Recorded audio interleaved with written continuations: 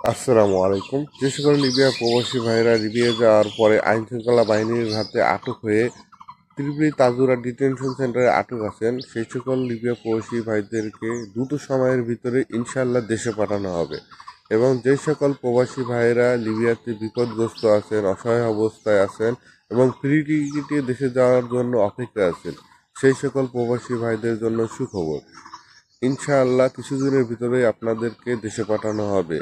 আপনাদের নাম নিবন্ধনের উদ্দেশ্যে আজ 11 মার্চ বুধবার সকাল 10টা থেকে বেলা 2টার মধ্যে ত্রিপুলিতে বাংলাদেশ দূতাবাসে আসার জন্য বিশেষভাবে অনুরোধ করা যাচ্ছে। আপনাদের নাম নিবন্ধনের জন্য সঙ্গে অবশ্যই আপনার পাসপোর্ট এবং পাসপোর্টের ফটোকপি আনবেন।